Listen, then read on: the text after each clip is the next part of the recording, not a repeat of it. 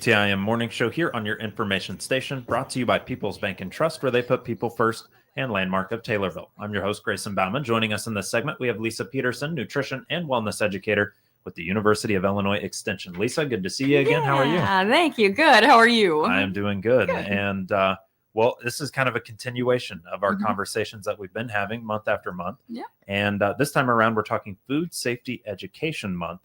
Food Safety Education Month probably seems fairly loaded. There's probably a lot that goes into food safety. What can you tell us about this month and kind of just learning more about it? Yeah, so foodborne illness or food poisoning is not uncommon. So that's not something new, but I'm really excited. Throughout September, we really put a highlight on food safety education. And it's the little things that you don't think of that actually prevent us from getting sick.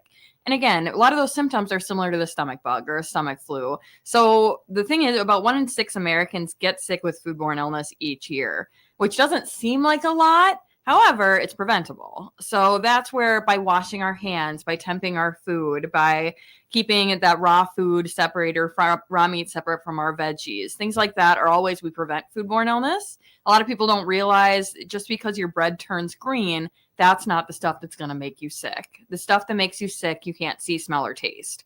So that's where, especially with food storage, when we talk about throw out your chicken if it's sat in the fridge for more than 4 days, people are like, well, it looks fine. It's going to look fine. So it's little things like that where we hopefully this month we shine more of a light on it and talk about making sure you're using that meat thermometer. More than 25% of fresh ground beef patties turn brown prematurely before they actually reach 160. So again, color is not an indicator of safety. So it's little things like that. We do have magnets, so you can always call our office and we'll give you a magnet. I love giving them out. They're little temperature magnets people can put on their fridge to remind them what to cook food to, especially that meat where we might see a higher risk of foodborne illness. But the little things like that, or washing your hands before you cook. So that's really what we're trying to kind of talk about more throughout September. We put a little bit more emphasis on it, but yeah, washing your fruits and vegetables. And one thing we're really getting at too are some of these things that people are throwing away prematurely. Things you don't need to throw out, which people are, I'm glad they're taking it seriously. They're taking food safety very seriously, but those sell by, use by, and best by dates, those are not safety dates. Those are quality dates.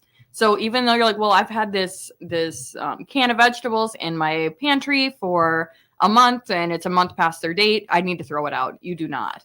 Canned food, as long as it's not bulging or leaking, is completely safe indefinitely. It's quality that might go down, but it's still safe. So it's things like that we kind of help put more emphasis on and hopefully debunk some of these things we're seeing on social media or in the news that aren't necessarily true.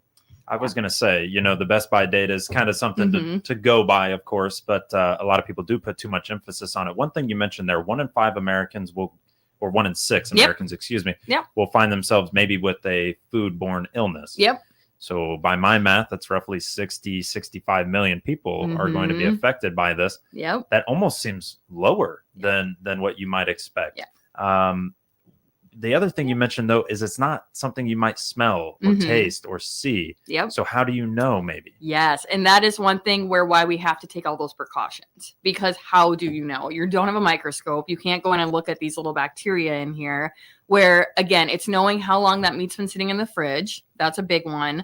Also, washing hands. That is something where it feels like the littlest thing, but I teach a lot of these food managers courses, and people still struggle with it. And keeping your hands and washing them for at least 20 seconds, or saying that happy birthday twice, things we learned in elementary school where people still struggle. One thing our food code really emphasizes too is your fingernails, because that's a lot where your germs are living. So when you wash your hands, making sure you are doing what we joke is claw to paw, put your hand into your nails to be able to get underneath them really well. So making sure you are scrubbing them really well, especially before you eat. That is a big thing. Think about that. What have you touched before you're now putting food into your mouth? So that's to make sure before you cook, before you eat, after you use the restroom, you are washing your hands, not just to prevent the flu, but also to prevent foodborne illness. So obviously on the restaurant level, then comes into question, okay, I can wash my hands and I can do a good job of maybe keeping myself clean. How do you kind of navigate restaurants, though, in terms of, Are you just hoping for the very best in terms of the kitchen? Is that really what you have to do? Yeah, and that's one thing. I'm sure our health department can go into way more detail than I can on it, but those food managers classes we teach it, we talk a lot about that, and they are required to have a person on site who has that certification. And it's a test. It's a national test they take. It's good for 5 years. Again, we do offer it across my 4 counties.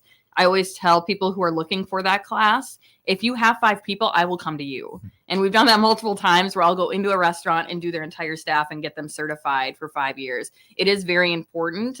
There's actually a study out there that show 80% of businesses that have the certification see absolutely no issues with foodborne illness. So that's one thing. Again, that's more on the restaurant, the commercial side of things.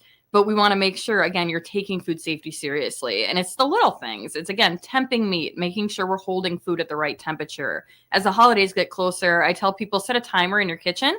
So that way, if you do have food sitting out, after 2 hours, you know to put it in the fridge. So that way, it's not sitting out all day. And even if your family are grazers, my family is a grazer, they'll sit and eat throughout the day. We put things in slow cookers or crock pots. We put things on ice just to keep them cold and keep them hot. And also it's because of me. They know I'll have a fit if things aren't kept cold and hot. But those are little, like just the smallest little things we can do to make sure nobody gets sick. So again, you can't see this harmful bacteria.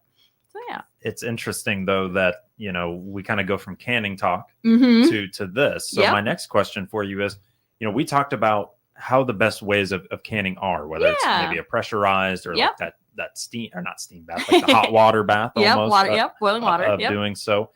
How do I know though, again, if I put it in a glass jar, and I put the mason lid on, I've screwed it on, I think everything's good. How might I be able to take care of my own canned items? Yes, and that's a great question. That's something that comes up a lot because, again, we can't see this harmful bacteria. We're mostly scared of Clostridium botulinum or botulism during that time, which is the bacteria that survives without oxygen. But it's making sure you are canning the correct way. And that, because just because it seals doesn't mean you've canned it the correct way. So that's one thing we're trying to stop people from doing specifically with canning is they'll do something called open kettle canning, where they boil the product and then they'll put it into a cold jar, put the lid on it, and that's it.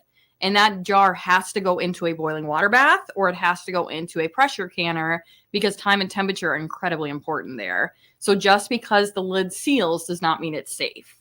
So that's especially we're getting into tomato season right now. That's kind of where we're in the midst. And we have a lot of people who question that because salsa, there's recipes out there where you can pressure can or you can boiling water bath, but you have to add an acid. So that's whether it's vinegar, citric acid, or like lemon juice, you have to add an acid somewhere in there. With salsa, you probably are because you're probably adding lemon juice or vinegar. But that's one thing where there'll be people who just can't tomatoes, whole tomatoes. And they're like, I don't want to add acid. You have to because it's a borderline fruit. Where if you look at the pH scale, it falls between 4.6 and 5.2. So we need to get that acid lower or higher. So we need to get it below 4.6. So that's something and I tell people, if you don't like vinegar, you can always use lemon juice. Citric acid, which really doesn't have much flavor to it, is another option out there. And if they have questions for me, feel free to call our office. I will happily tell you how much you need to add per pint or per quart. But that's something you have to add with tomatoes because of that risk of botulism. And we don't want anyone getting sick from tomatoes they're eating 6 months down the line that were home canned. Not preferably, especially if you don't have to. Would be another piece to that. But I guess too, the question that's running through my mind is with meat itself. So you mentioned, of course, the best buy date is quality. It's not necessarily that I'm cooking these pork chops and they're going to explode in my face. Meat wise, again, I think a lot of people would look at meat in the fridge and go, ooh, that's probably spoiled just because it looks spoiled. Is there a way to kind of know, hey, it's 2 days late, but it's probably good by me? Yeah, and that's one thing where we can't guarantee it. And we always say we're kind of the risk assessors in Extension because we're there to provide you the research showing you at this point, harmful bacteria could be growing on that thing. Cooking it to a certain temperature isn't going to kill it because we'll have toxins in there that we cannot kill. So again, the spoilage bacteria is different. Spoilage, we know if you drink milk that's spoiled, you spit it out. Could you drink it? Will it hurt you? Probably not because it's spoilage bacteria. It's not what we call pathogenic bacteria where that stuff will make you very, very sick. And I always think with those family members who we call them immunocompromised, those family members who are older or really, really little, those are the ones at the highest risk for ending up in the hospital from things like salmonella, as opposed to somebody who's healthy and drinks it and maybe they won't feel good for a couple days or they eat something, but they'll be fine. Most foodborne illnesses are acute, as in you get it, you feel better in a couple days. However, for those people on a lot of antibiotics, on dialysis, on chemotherapy, being at risk for that could put them in the hospital. So that's one thing. Always thinking about the family members you're around too when you're cooking. It's like, well, if I get sick, I get sick. But again, you know the risk then. So again, if you know you're eating meat that's been in the fridge 7 days, you're cooking it. If you get sick, at least you know why you got sick. And that's what we're kind of here in Extension for. We're here to be your risk assessors for you to hopefully help you make educated decisions. But again, that was your choice. At least you're aware of what happened. So it's like raw cookie dough. Well, and I still succumb to raw cookie dough, no doubt about it. It's my favorite. I don't know why. Spoilage versus pathogenic bacteria. That is an interesting kind of difference between the two. We're more worried about pathogenic than spoilage. Canning wise, there's really 2 good ways of doing it. Please remember that we need acid of some kind in tomatoes when it comes to that. A restaurant, you can do what you can do. It's about all you can do. Yeah, you got to put faith in our system. and you got to hope people are out there listening and doing the right thing. And then how do you know? Well, you really might not, because it doesn't smell, taste, or maybe look funny when it compares to the 2 things. Are those the big takeaways, or some of the big takeaways there? Yep. And making sure, another thing we do as consumers is making sure you're thawing properly. So we talk about thawing food, the safe ways to do it. One that we recommend you do not do is putting things on a counter to thaw.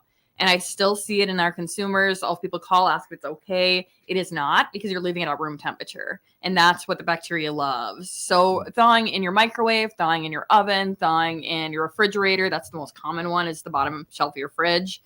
But do not leave it on a counter to thaw. Because again, that harmful bacteria that you cannot see will be growing after about 2 hours sitting out. So it's already growing sitting out at 1 hour, but it doesn't become harmful until about 2 at room temperature. Really? Okay. So can I assume then a worse way almost of thawing meat would be putting it in some hot water and leaving it? So for consumers, when we talk about that, especially when we talk about turkey, because that's one thing as we get into the holidays, is putting it in a wrapped container. The FDA and USDA are okay with that if it is in a container and you're changing out the water every 30 minutes. So that would be like if you're thawing a turkey again for the holidays or something like that. But ideally, a microwave, refrigerator, or in the oven or on the stove is going to be the better way. Another thing we always upset people with is taking frozen chicken and putting it into a slow cooker. And that is not recommended because it is frozen. Keep in mind, it is going to get up to a high temperature sitting in your slow cooker, but it is a slow cooker. It takes time for it to get up there. And if you temp a chicken after 2 hours sitting at room temperature, it is not at 165. So then we're concerned, okay, you're now leaving it in the temperature danger zone too long. So if you want to put your chicken, and people are like, I've done this for years. Yeah, but has somebody gotten sick from it and you're just not aware of it? That's the other thing. So our recommendation, put it in if you have frozen chicken, put it in the refrigerator, thaw it out overnight, and then put it into your slow cooker. Vegetables usually are okay frozen, but not meat. Okay. Well, that's good to know on this end too, because the slow cooker is just too easy sometimes. And you think, oh, frozen chicken, I got a couple breasts here, I'll throw them in. Good to know. Good to know. Well, that's why we're talking Food Safety Education Month all this month here in September with Lisa Peterson, nutrition and wellness educator with the University of Illinois Extension. We're going to talk a class coming up as well that might help get more information to you completely free. We'll talk date and time when we return on WTIM, your information station. Your information station, WTIM. Let's check the markets now on the RFD Radio Network. I'm Jim Taylor. Corn, beans, and wheat all trading lower. September corn down 3.94 3/4. December corn down 3 1/4, 4.14 3/4. March corn down 3.5, 4.32 1/2. September beans down 8, 10.08. November beans down 9, 10.22 1/4. January beans down 9.5, 10.40 1/2. September wheat 4.98 1/2, down 5 1/2. December wheat down 6 3/4. 5.15 1/4. September bean meal up $1.60, 277.50. September bean oil down 30 cents, 50.86. Livestock trade September feeders down 2.12, 359.95. October live cattle down $1.30, 237.02. October lean hogs up $1.25, 95.07. Energy market October crude oil 63.19, down 78 cents.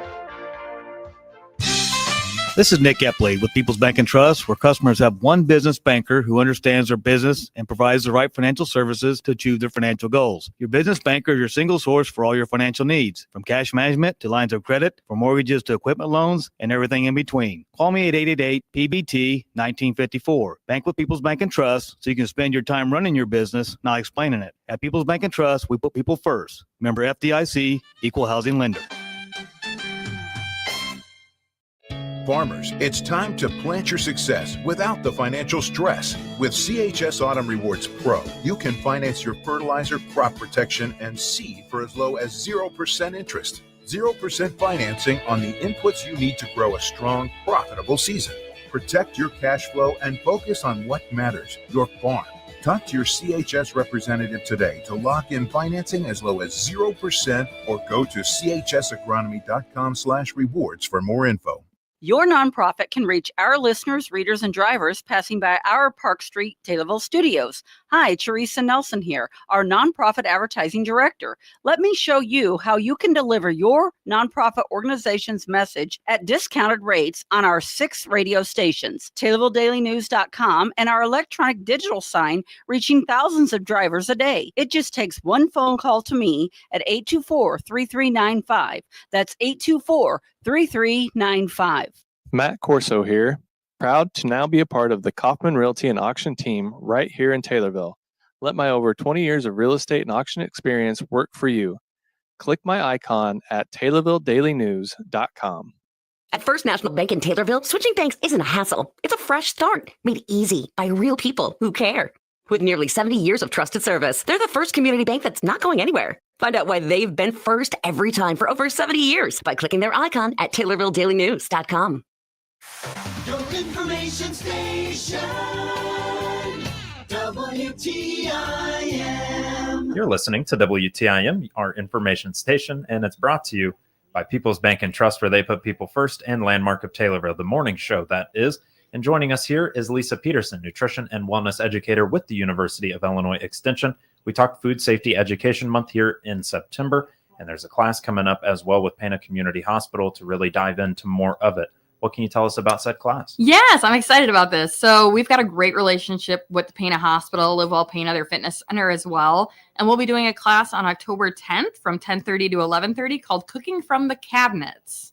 So this is looking at kind of the meal planning side of things based on what you already have on hand, or how can we save money and be purchasing less, but being able to create multiple meals out of it. So this class is a lot of kind of brainstorming with it too.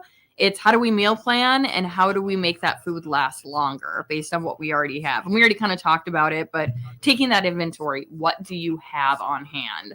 And looking at ignoring those sell by, use by, best by dates and kind of going through it and figuring out what to do. As Americans, we throw out somewhere between 30 to 40% of our food. So it's really taking that time to be a little bit more conscious about the way we're meal planning, as well as using those canned goods, using things that we can still get those fresh fruits and vegetables through canned products or frozen products.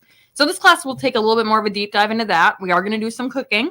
So we'll be cooking with a few recipes that don't take a lot of ingredients. So kind of giving people a little bit more ideas. This class is great for somebody who's been cooking a long time, for somebody who's just stuck in a rut. They need other ideas, or they're trying to clean out their cabinets. That's Cooking from the Cabinets. Cooking from the Cabinets class, October 10th, 10:30 a.m. to 11:30 a.m. at the Pana Community Hospital Community Room. Yep. Discuss a little bit about food safety in there as well, but mainly going to be talking about how to cook and do so effectively from the cupboards. Well, Lisa, other than that today, is there anything else we can highlight before we throw out some contact information? No, please feel free to sign up for that Cooking from the Cabinets class. It will be again 10:30 to 11:30. It is absolutely free. So all you have to do is call the hospital and they'll get you signed up. So, and the room we use is really nice. We've had some great turnout in those classes, and we get them in small groups, and you get to kind of work with other people too. And it's a great way, again, to talk about issues you're having. And again, you're not alone. There's other people who are struggling eating healthy and finding ways to do it on a budget as well. So that's where this class will really dive into. But yeah.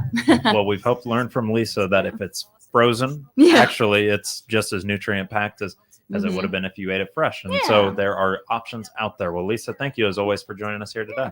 Yeah, thank you. Of course. Lisa Peterson, nutrition and wellness educator with the University of Illinois Extension. Again, that Pana Community Hospital Community Room, Cooking from the Cabinets class from October 10th, 10:30 to 11:30 a.m. The Big 870 WTIM Assumption Taylorville. 96.1 FM Taylorville. 107.5 FM Shelbyville. 107.9 FM Pena Nokomis.